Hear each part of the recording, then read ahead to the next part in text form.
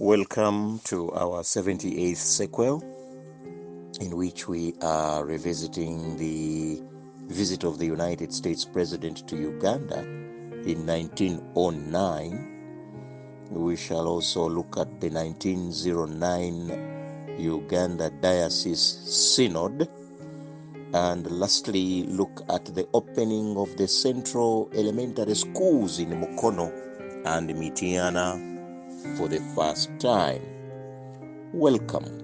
I'm Christopher Amos Chikomeko Ntambi, the author of these sequels celebrating the Church of Uganda at 150 years. We celebrate the church and we also celebrate the state. Both Governor Hesketh Bell and Commissioner Tayari had left Uganda in March 1909. They couldn't wait for President Roosevelt. President Theodore Roosevelt was the 26th leader of the United States of America, and he arrived at Mombasa on the 21st of April 1909. He was on a one-year tour of Kenya, Uganda, Sudan, and Egypt. He handed over power on the 4th of March 1909 to his Vice President, William Howard Taft. Roosevelt had succeeded the assassinated President William McKinley in 1901. So when he arrived in Mombasa, he was being accompanied by his 19-year-old son, Kermit, and they had almost 300 porters. These were basically African porters made up of guards, horse boys, tent men, and then the usual porters. The president was in a tour mainly for fun, and therefore it was full of hunting and killing game. In fact, when he returned to the United States, he recorded that out of his entire African tour on that hunting fun of his, he says in his book that he killed 4,000 birds, that he killed 2,000 reptiles, in his hunting fun, that even in rivers and seas he killed 500 fish. He's then very proud of killing 9 elephants, that he killed 8 black rhinos and 5 white rhinos, that he killed 7 giraffes, that he killed 6 buffaloes. Buffaloes, really? Okay. That he killed 10 Ugandan cobs. So he was very proud of what he brought him. A hunting and killing game for fun. That's what he brought him. And he was to spend a whole 11 months. Now, he had a very big company of American reporters too. Yeah, because you see, he was American president. So wherever he goes, big members of his delegation. Now, they were to follow the Nile. Therefore, from Kenya to Uganda, and they were to follow the Nile into Sudan, and then finally into Egypt. And so,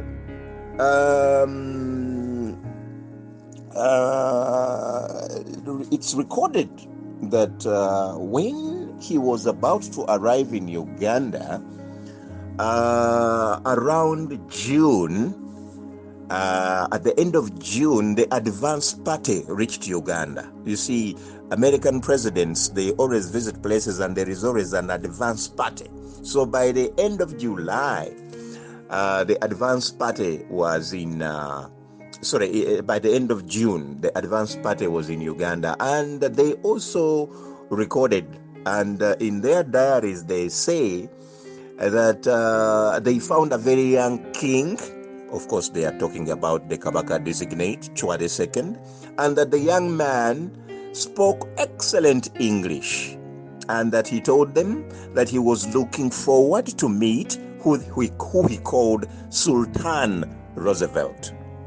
Remember, in these days, every leader, as far as the Baganda was concerned, as long as he was a foreign leader, he had to be a sultan. You remember the book, Sultani Anatoloka? That is what Eliezer Kintu wrote about Mwanga. When Mwanga was escaping, he called him Sultani Mwanga, Sultani Anatoloka. So even Kabaka, the designate Chua II, was referring to President Roosevelt of the United States as Sultan Roosevelt. And so he was looking forward to meeting Sultan Roosevelt. And this is what they wrote in their diaries, and I quote, that I have heard of the great good Sultan Roosevelt has done, especially towards the Negroes in America. I shall receive this man who has helped my race in America, and I'll receive him in a most royal manner. And that Sultan Roosevelt will find splendid hunting in Uganda. So they were already aware that what was bringing him was basically hunting. So having arrived in April, spent April in Kenya, spent May in Kenya, spent June in Kenya, finally in July, he arrived in Uganda. And because he was hunting, the only days he spent in Kampala were only 3 days. And in those 3 days, it's recorded that, for example, he visited the sleeping sickness camp. Remember, camps had already been made by Governor Sir Hesketh Bell, so people from the islands were all put in those camps and they were not allowed to move. So he visited the sleeping sickness people camp. Remember, it was not a contagious disease. It's only when the vector bit you that you could get the bacteria, but not through infected people. So he had no worry at all visiting a sleeping camp. And then he also is recorded to have visited Mengo Hospital, where he opened a new ward there, although it was not actually recorded. And remember, I have always told you that Sir Albert Cook wrote a book, his memoirs, in 1945. And I remember once upon a time in this sequels telling you that there is a problem with Sir Albert Cook's dates. I remember telling you that most of the dates there in his books are wrong, including the birth of Mutesa, when he says Mutesa was born in 1925, and yet he's the man who was there during labor. I found this very disturbing. Now, when I was reading his book about the visit of the American president, can you imagine he says that President Roosevelt arrived in Kampala or in Uganda in December, and he even gives a date that he arrived on December 21st. Terrible, terrible memory. President Roosevelt of the United States arrived in Uganda in July. The books exist. The man went back to America, wrote a book. The dates are there. Okay, maybe Cook may say that he couldn't remember, but I find the wrong dates in Cook's book very dangerous. And I don't know whether I should now make a new book to simply correct the dates, because his facts are okay, but the dates are wrong. There is a whole half a year between July, when Roosevelt was here, and when he's telling us in his book that he was visiting here in December. Anyway, that is as far as Albert Cook is concerned. Let him not spoil the American president visit to Uganda. He then went on to Makshan Falls. He then went on to the Upper Nile and into the Sudan, and he continued that way until the following year, on the 30th of March 1910. That's when he reached Port Alexandria in Egypt, ready now to proceed home. So that is the journey of the American president in 1909. As for the situation on the ground, Trinity Sunday was on the 6th of June, 1909, and there was an ordination Sunday at Namirembe Cathedral. Among those who were set aside as deacons were Yoweri Wamala, Kezekiya Kaggwa, and Andrea Batulabude. There were also priests who were ordained, full priests, and these were Reverend Anderea Sere, Reverend Yosia Kamuhigi, and Reverend Yosua Chiwaku. Remember, by this time, the priests, native priests, were not yet allowed to wear neck hoods or what you call collars. Not yet. Then in 1909, the Uganda Synod sat. It used to sit every 2 years. And the 220 delegates assembled from across the Uganda diocese, which included Nasa, Northern Tanganyika, and Kavirondo. They were a part of the Uganda diocese, although those regions had become part of different countries. But that didn't matter. Now, at this particular diocesan the synod meeting, the Amateka ge Kanisa were broadened to cover church missionary societies. And this was very much to the joy of Bishop Tucker. However, a special missionaries committee for whites only, for some reasons this was smuggled in, and this was to deal with all matters which exclusively concerned the missionaries alone. Also, at that year's synod, a tribunal of appeal was set up. There was also a tribunal set up for reference. It was also set up. Then also set up was the Diocesan Council. The Diocesan Council was to become the working body of the Diocesan Synod. So when the Diocesan Synod approved things, there was to be a body to ensure the implementation. It was not to be the Church Missionary Society as a whole, but a specific body. And so the so-called Diocesan Council for the Native Anglican Church of Uganda was born at the Synod meeting of 1909. The Board of Mission was also set up. Yeah. So those of you who sit on the Board of Mission, the Pioneer Board of Mission, was in 1909. It was set up to deal with the evangelization of the untouched districts such as Chigezi, Urundi, Uruanda Kingdom, and West Nile and southern and those other areas of southern Equatoria. Now, the 1907 Church Constitution had amendments to make, and these amendments became the so-called 1909 Constitutional Amendments. For example, those amendments affirmed the use of the Book of Common Prayer because the native church aspired to unite its destiny with that of the Church of England.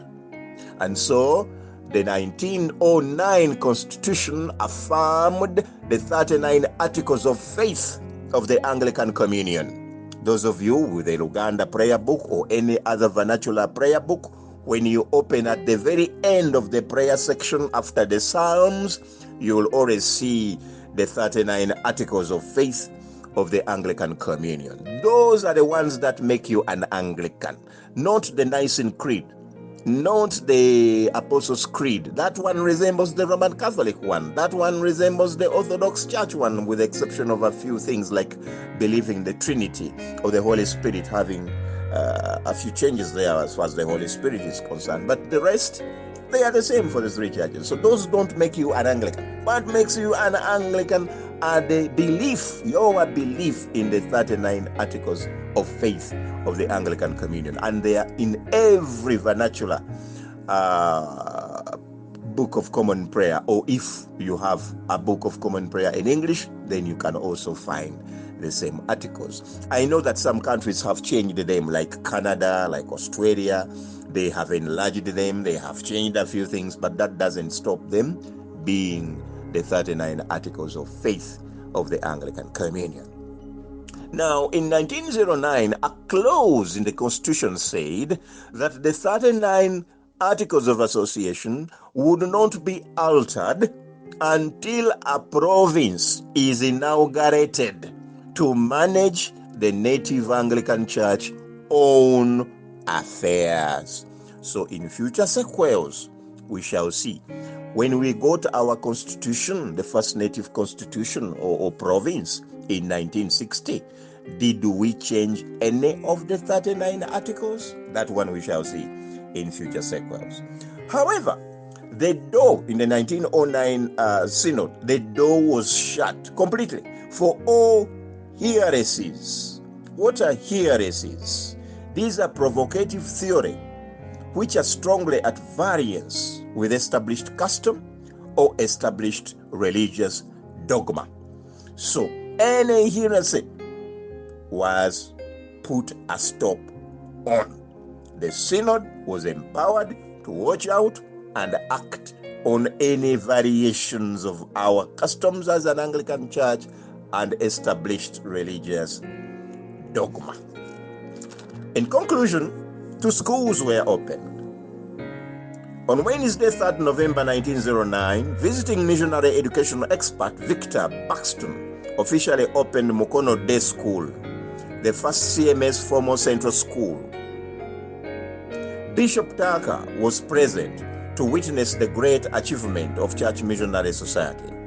The school had boys' classes on one side and girls' classes on the other side.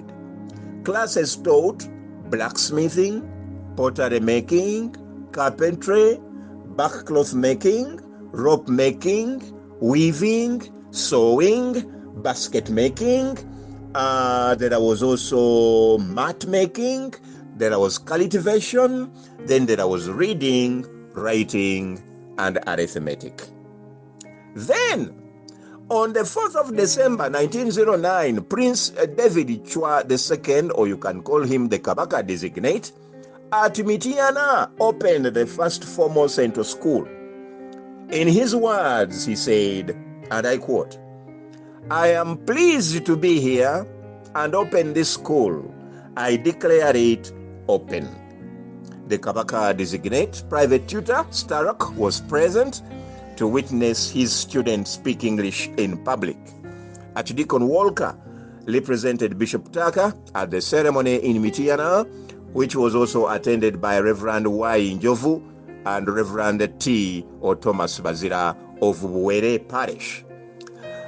The Mengo Palace chaplain, Reverend Batulumayo Zimbe, was also present at the Mityana school opening, as County Chief Paulo Mukwenda received all the guests, including Katikiro Apolo Kagwa and Justice Minister Stanless Mugwanya, who were both co-regents.